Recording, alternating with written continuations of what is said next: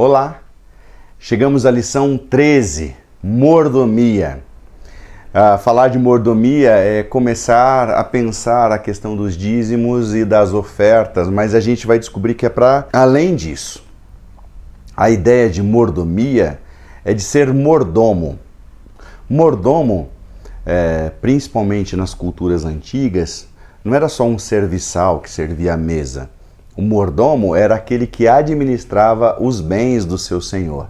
E a ideia de mordomia é o reconhecimento de que tudo que nós temos e de que tudo que nós somos não pertence mais a nós, pertence a Deus. A sua energia, o seu fôlego de vida, o seu tempo, os seus bens não pertence mais a você mesmo, mas pertence a Deus e você é só um administrador.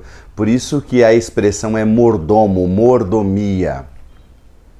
E quando a gente fala de dízimos e ofertas, é muito importante a gente perceber que existe uma mudança de tom do Antigo Testamento para o Novo Testamento. Aliás, se você olhar o Evangelho de Mateus, você vai ver que o dinheiro é muito citado ali. Mas sobre o perigo do amor ao dinheiro, sobre o perigo do amor às riquezas. Jesus chega a comparar algumas pessoas a quem serve a Maamon. Maamon é servir ao dinheiro ou tornar o dinheiro um deus na sua vida, a ponto de ele controlar, dominar as suas ações. Então, nós precisamos do dinheiro, mas nós não somos escravos do dinheiro. A gente não quer ser escravo do dinheiro, nem pelo medo de que falte, porque Deus é aquele que supre as nossas necessidades, e não pela ganância para que sobre, porque a gente acredita que Deus é aquele que nos dá a cada um a sua medida e a sua necessidade. Mas e dízimos?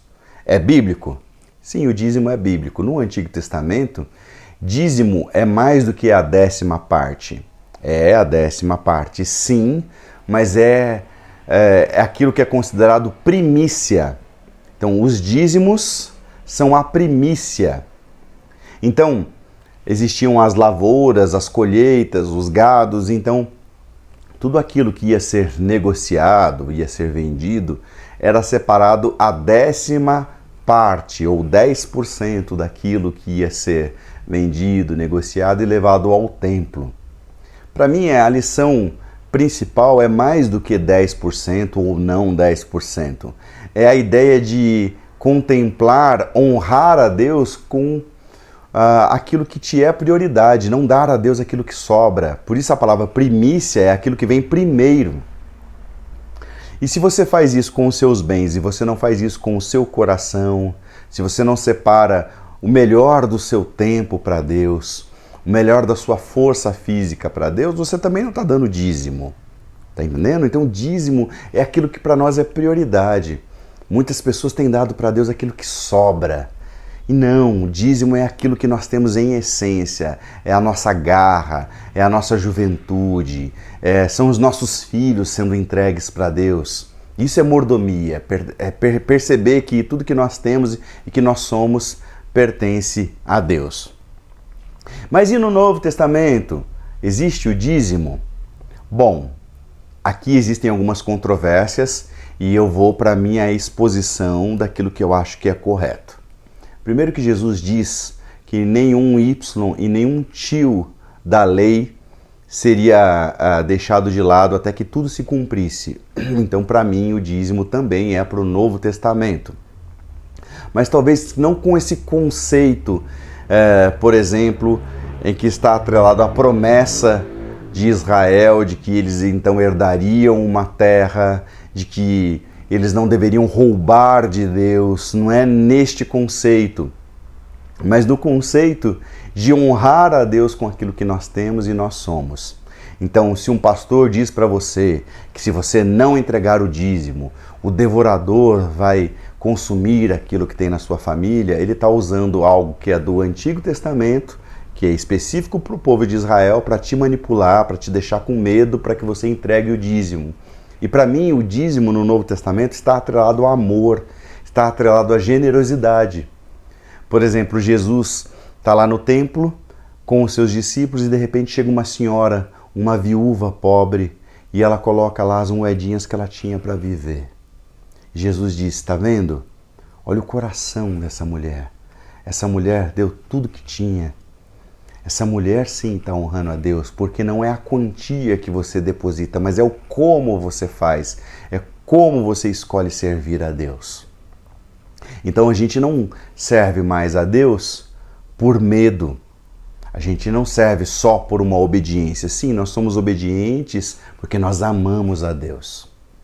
No contexto de igreja local, se você faz parte da Inova, independente de ter o seu nome lá na membresia ou não, mas se você acredita nesse ministério, é lícito, é óbvio, é bom que você participe da vida comunitária, contribuindo também com os seus dízimos, com as suas ofertas, com os seus dons, com o seu sacrifício. Então, você pode imaginar que um músico dentro da nossa comunidade, ele está entregando o que ele tem de melhor, ele está entregando a sua oferta para Deus. Que alguém que trabalha na cozinha dentro da nossa comunidade, ele está dando o seu dízimo daquilo que para ela é importante. Mas é assim, é o jeito que você faz, do seu coração. O apóstolo Paulo diz que o Senhor se alegra daquele que faz isso com alegria, com gratidão. Inclusive, no Novo Testamento é tão interessante, porque depois que o Espírito Santo visita a igreja e agora começa a fazer parte do cotidiano da igreja, as pessoas são tomadas por um senso de partilha em que cada um não considerava propriamente seu aquilo que tinha. E aí, sem que ninguém pedisse, as pessoas começavam a vender parte da sua propriedade ou toda a sua propriedade, pegar o dinheiro e lançar aos pés dos apóstolos. E aí eles estavam dando até mais do que 10%. Eles davam tudo que eles tinham. E isso é um movimento do Espírito Santo. Então o Espírito Santo é aquele que nos torna generosos, que não permite que a gente sirva a Mamon. Então o dinheiro agora não é nosso senhor, o dinheiro é nosso escravo, ele nos serve. O dinheiro serve a Jesus de Nazaré e nós temos a oportunidade de não só o nosso dinheiro, como o nosso tempo, o nosso fôlego de vida, a nossa energia, servir a Jesus. Não por medo, porque no Antigo Testamento essa ideia de devorador é porque eles tinham uma promessa territorial. E eles receberam e mesmo assim queriam roubar de Deus. Mas Deus já tinha dado aquele território para eles. Mas agora no Novo Testamento não. Ser tomado pelo Espírito por um senso de generosidade, por um senso de amor e de partilha. Não considerando cada um propriamente seu aquilo que tem, mas aprendendo a dividir, a beleza de partilhar. Queria encerrar com um princípio que eu tenho aprendido na minha vida, que é maravilhoso, que está para além da institucionalização dos dízimos. Jesus está numa região deserta e não tinha onde comprar pães e tinha lá um menino, um rapaz, com 5 pães e 2 peixes. E aí Jesus meio que testa os discípulos, falando, como que a gente vai alimentar essa multidão?